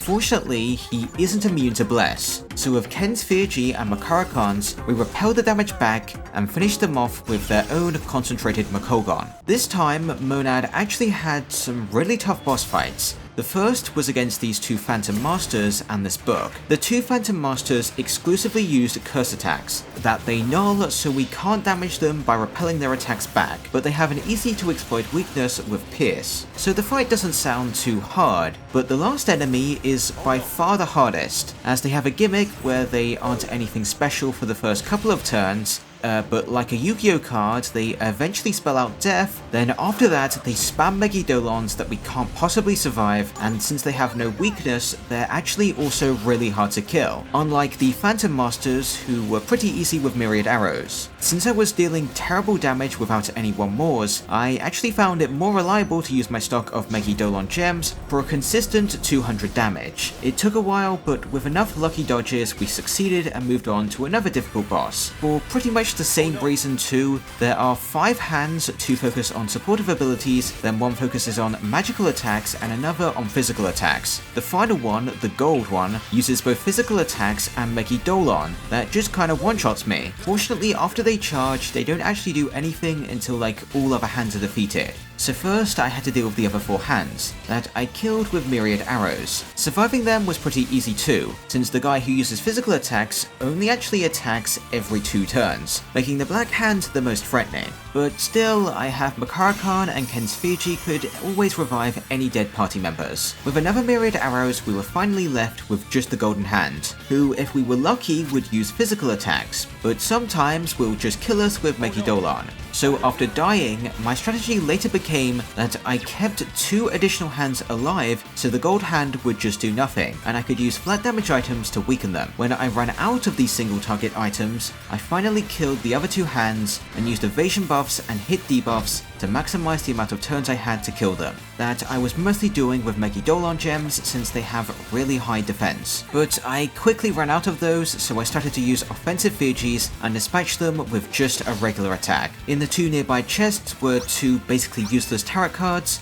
With nothing else to do in Tartarus, I left. On the 19th, I started Akihiko's 4th linked episode for slightly more SP. After that, on the 21st, I received the Phoenix Charm for Mitsuru for doing well on the exams. Ken's linked episode now gave us an SP boost, then for the next, week, nothing really happened, but on the 30th, Aigis rejoined, who seemed sad because she failed last full moon. But after hearing everyone out, decides she wants to live and awakens to her second persona. Tomorrow, on the night of the full moon, Ryoji arrived at Iwa Todai dorm, and we now had to make the obvious decision of not killing him, even after his transformation into Thanatos. After accepting our decision, he hands us his music box to remember him, and explains to everyone how to defeat Nyx. We need to go to the top of Tartarus on January 31st, then she'll appear, and we can fight and kill her. Then Ryoji left, New Year's Day came, we celebrated at the shrine, then we were free to do what we wanted. So first, I checked out the antique store, with there now being many items I just straight up couldn't obtain, but some I eventually could get and would be pretty strong, like the debilitating Sultra to fully debuff enemies. Anyway, I now just decided to head into Tartarus to explore the final block. In the new block, I could obviously pick up some more personas, and Qitian Deshang ended up replacing Rangda as my Pierce user for the rest of the game. For the first boss here, they were real simple to beat. I was just aiming for crits, and I could also reflect their damage back. What's kind of annoying is this fight takes a long time because they just kind of keep healing. Offensively, they don't do anything special, so it really was just a slow, simple fight. Once I was finished there, we could move on to this fight against the castle guy and their 4 minions. 2 of their minions use physical attacks and the other 2 use magical attacks, and the castle only has supportive abilities. For damage, I was mainly just relying on charged physical attacks for reasonable damage on the minions, as I thought if I killed them, the castle guy would be left defenseless, but they just ended up resummoning the guys I killed, and since the castle guy repelled Slash, I switched to my Pierce persona to slowly damage the castle guy while killing the newly summoned enemies. This fight was pretty easy to survive. The summoned enemies have easy to exploit weaknesses, so I could shift to Ken to build up his 3G faster, making it only a matter of time before I won. The subsequent boss was these 2, and I had some trouble with them. The problem is they have powerful AoE attacks of every element, and since there's 2 of them, Ken's 3G could only really protect us from one of their attacks that do huge damage and can potentially cause them to chain 1 mores that they usually use to use Primal Force. Additionally, these guys don't have a weakness, so they're relatively durable too. Fortunately, we can reflect back some of their attacks for good damage, but these guys are reasonably smart and were aiming for Ken and Koromaru's curse and light weaknesses that they nulled, so repelling back damage wasn't reliable. The easiest way for me to win here was to take one of them out as fast as possible, as a single one of them would struggle to break through Ken's Makarakans, so I pretty much used Death Bounds, hoped for crits, and repelled damage on one of them to swiftly take one of them down. Then the remaining one was much easier to deal with alone. On floor 446, I encountered these 3 enemies. Offensively, they were mediocre, like they used moves like Poison Mist and their main gimmick was Spirit Train. With Qitian Deshang's myriad arrows, which was pretty strong, it didn't take too long to kill these guys. Then immediately on the subsequent floor, we had another fight, and this one's easy to cheese with Ken's 3G. I just had to use Ice Break to reflect back their ice attacks, then they used Vorpal Blade for more damage, and finished themselves off with Mesiodyne. The final 3 bosses we have to fight back to back. So what does the first one do? He just kills you. So I determined I needed to deal a little more damage. Fortunately, from both chests and shuffle time, we can now pick up amp skills for a 50% damage boost that also stacks with the boost skills. Additionally, I could pick up the highest tier physical attack skills now, like God Hand. Anyway, as for the fight, it isn't really anything noteworthy. They frequently use almighty attacks, but sometimes, if we were lucky, they didn't. With my God's Hand build on Kali, I could do around 200 damage, but with Koromaru's Revolution, I had a pretty high chance to crit for even more damage. So this time, I managed to kill them before they unleashed enough powerful attacks to use up my Endures and Enduring Souls. So we could head up to the next floor with 2 enemies. If you remember this fight, these 2 are pretty much hard for the same reason. They both can spam you with AoE attacks and easily break through Makarakan effects that I was using to keep my team safe. Additionally, they have a small gimmick where they try to inflict you with fear, so the next guy can combo with it to use Ghastly Wail to instantly kill anyone inflicted with fear. Also, their evil smiles break through Makarakan effects, making it hard to deal extra damage by repelling back their Mesiodynes that we needed to use Electric Break to deal damage with. They also occasionally use Vorpal Blade, but those aren't that important. To win, I just kept resetting until I was lucky enough that when they used Mesiodyne, I could reflect it back since it was the easiest way to deal major damage. Heat waves with Kali were my only other source of damage, but they weren't honestly that powerful. Once I dispatched one of them, I swiftly finished off the second, so now we could move on to the final required shadow boss battle in Tartarus. Yeah, and this guy is not easy. Pretty much entirely because they use Megidolon that can instantly kill me. Other than that, they like to buff, and sometimes they charge and use Akasha arts that we can't repel back for damage since they themselves repel strike. What makes this guy especially annoying is they open the fight by going first, and they love to use a Tetrafu to confuse everyone instantly, meaning my first couple turns were just RNG if I could even act. RNG was the big problem here, as I either had to dodge their Megidolons or I had to get lucky that they used physical attacks that rarely did anything. This guy's also extremely tanky, and my best source of damage was only dealing around 100 damage, maybe a little more if I was lucky. Additionally, because this was near the end of my Tartarus visit, I was extremely low on both buff items and debuff items, which is another reason I found this fight to be as hard as it was. And in case I need to remind you, I can't even reload to a previous save to pick up some useful items, as if I did that, I'd have to fight the 2 previous boss fights all over again. So I now continuously bashed my head against this metaphorical wall, praying for dodges and crits. But on my winning attempt, I think I found a cheat strategy, as when they killed my whole team, I just kept reviving Akihiko, which they killed and occasionally used Heat Riser.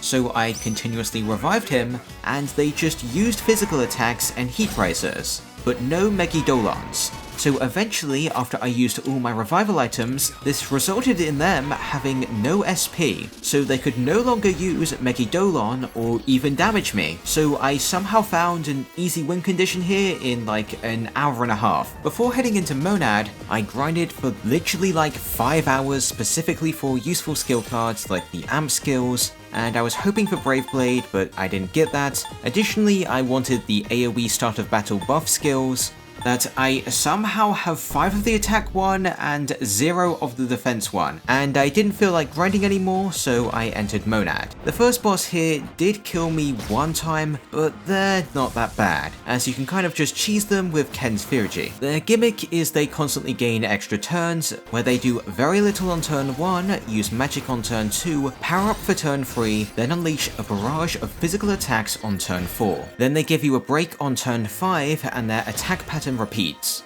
So I did most of my damage by repelling back their AoE attacks and used God Hands for marginally more damage. With Akasha Arts they killed themselves, and I could move on to this really hard fight against 4 samurai looking guys. One buffs and uses supportive abilities, another has really high crit and uses physical attacks, and if those physical attacks get like nulled, they start to use Megidolon. The purple guy uses physical skills, but more annoyingly, they can inflict everyone with fear. Finally, there's the red one who uses magical attacks. So they just spam you with AoE attacks and status effects, making it really easy to die. Additionally, most of them have many resistances, so pierce attacks ended up being my best choice to deal with all of them, but I pretty much have to crit multiple times in a row for it to even deal much damage. So for now, I actually gave up on this fight, as I needed more debuff items, buff items, and Megidolon gems. But while I picked them up, I noticed lots of equipment I couldn't pick up, but by exchanging opals for deep sea drops, I could actually access this armor piece, for both a pretty big defensive upgrade and an immunity to mental ailments, like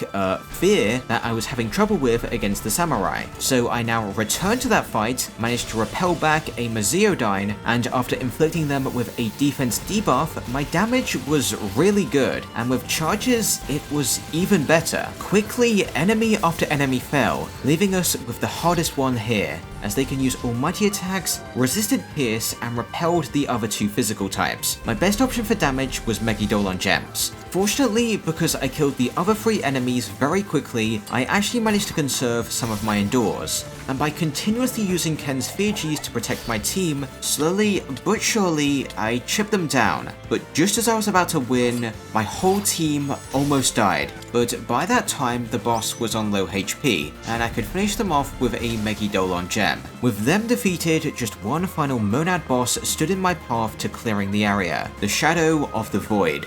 This guy is completely neutral to everything, be it physical or magical, so Ken's Fiji is really strong here, and despite their 300 HP healing each turn, I dealt a sizable amount of damage each turn. Even my God's Hand dealt massive damage when they crit. Unfortunately, this guy healed to full when I was just about to kill them, but by repelling like 2 Akasha Arts, it was simple to defeat them, and we reached the end of Monad, but there was still one enemy I wanted to kill. So I literally just stood still for like 5 minutes until the Reaper appeared. Going into this fight, I didn't think I could beat this guy, so I let him ambush me to end the battle as soon as possible, but they only killed Ken and like buffed. So I debuffed them and revived Ken, they didn't do much on the next turn, and Ken charged his Fuji. Now I expected the Reaper to start spamming almighty attacks, but apparently they just don't do that in this game, so I could just repel their attacks back and deal way more damage than my alternative with God's Hands. I was generally surprised with how easy this fight was, like they didn't even one-shot me when hitting my weaknesses. So yeah, it turns out Ken's Feargy just cheeses this guy,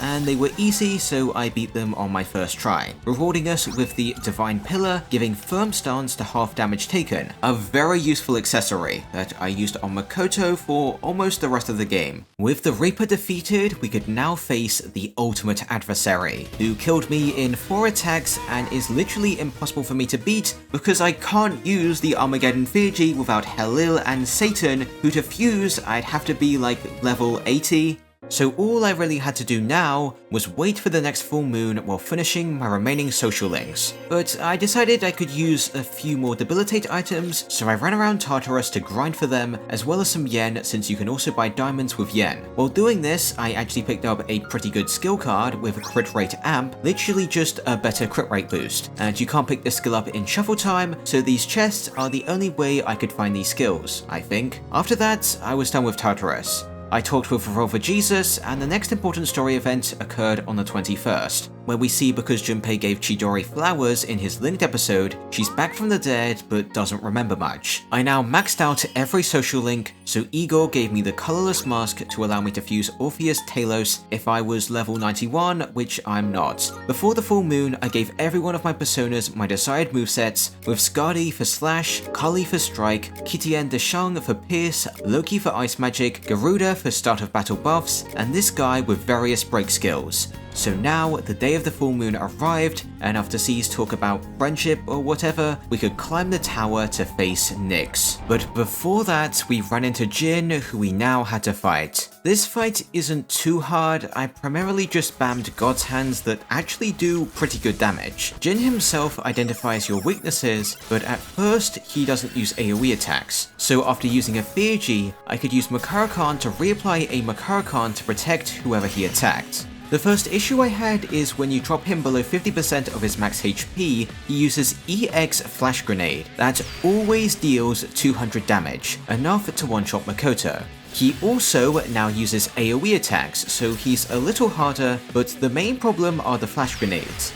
And that's why I lost on my first attempt. So next time, I changed my accessory to one that boosts HP by 50, placing Makoto's HP just over 200, making Jin's flash grenade much less dangerous now, so it was pretty easy to drop him to low HP, causing him to fully restore his HP and charge and concentrate himself, with the downside being he's poisoned now. So I continued to attack with God's Hand while he used Megidolon, activating my Enduring Souls. Fortunately, he didn't do this again, and next time used God's Hand that we repelled back, dropping him to 1 HP so we could kill him. After the fight, he explains his tragic backstory, then just dies, and we could continue to climb the tower, picking up a Brave Blade skill card on the way that I put on Skadi. Once I reached floor 263, I stepped towards the top of Tartarus where Takaya was hiding behind a wall, initiating a fight. This fight is relatively easy, as we can just punch him, debuff him, and hide behind Ken's Feargy to easily win. What makes this fight annoying is he has health thresholds that you can't drop him below until he speaks.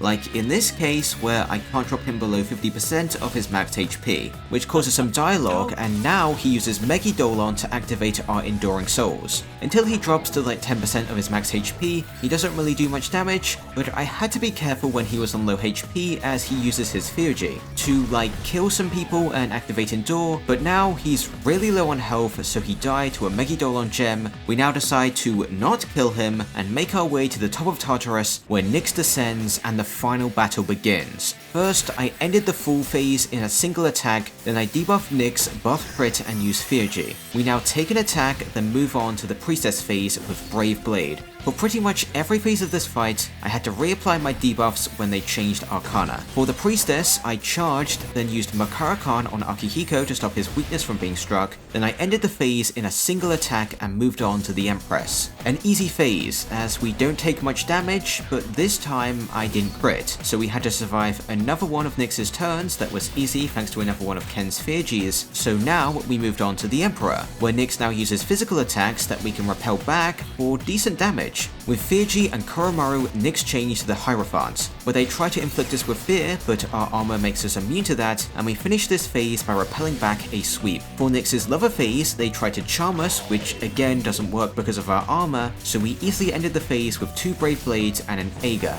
changing her to the Chariot Arcana, where they're immune to all physical attacks, so to kill them I had to use Feargy and switch to Loki to use ice skills. Moving us on to Justice, who was immune to magical attacks, so I switched back to using Brave Blade and an Akihiko Feargy. This phase was really easy because they chose to just do this for some reason. With another Brave Blade, Nyx changed to the Hermit, where they again chose to attack the target that just nulls their attack, so I utilized a Brave Blade, then 2 Megidolon gems to switch them to Fortune. The phase where they did nothing with Inferno then died to a single Brave Blade. Switching Nyx to Strength, where they used Mobius Rondu, then since they resisted Slash, I used a charged Feargy. They barely survived, we buffed, used Ken's Feargy, and after they buffed attack, we could shift them to the Hanged Man. A deadly phase, as they used Grim Transcendence, fire off 2 God's Hands, and prepare to use Megidolon on the next turn, which would likely instantly kill me. So I prepared a concentrated Mabufudine, dropping them to low enough HP for Ken to finish them off, shifting them to the final Arcana, Death. On this phase, they have access to every signature attack from the previous Full Moon fights, as well as 2 new attacks with Apocalypse dropping everyone to low HP, so I had to fully heal,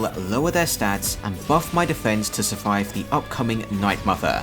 That would inflict ailments, but thanks to our armor, we're safe. During this phase, Nyx doesn't have any resistances, so we can repel back their attacks for major damage. For this phase, I pretty much used Brave Blades for damage, then Magic Mirrors and Makarakan for safety and damage. Nyx now used Grim Transcendence to sweep Heat Riser and more annoyingly used Tetrakan, so I had to use Mabufudine, debuff, buff, then use Ken's Feargy for safety. So we now survived Mobius Rondo, using up the Tetrakan, so we could now use Brave Blade again. With major damage dealt by their Terra Spark and another Brave Blade, they were on a very low HP. But just as I was about to win, they used Grim Transcendence, Makarakan, Apocalypse, then Concentrate. Because we were on low HP, I couldn't end the fight with Brave Blade, so we couldn't kill them, and they used Megidolon, using up my Endures and killing Ken. Again, since I was dropped to low HP, I couldn't finish them off with Brave Blade, so I revived Ken, then they acted and killed themselves with Sweep. Nyx now goes Muno mode, so we go in there, channel the power of friendship, and use all our HP to unleash Great Seal. After the entire team gets sent to outer space, Tartarus disappears, we regroup with the rest of Seas, then skip ahead to March, where we now get thanked by every social link, then return to the dorms to fall asleep. In the morning, Igus reminds us about our promise on graduation day, so we head to the rooftop to await for everyone to arrive. While everyone was on their way there, we close our eyes, they arrive, Igus smiles, then the credits roll. Okay, so this challenge is pretty fun and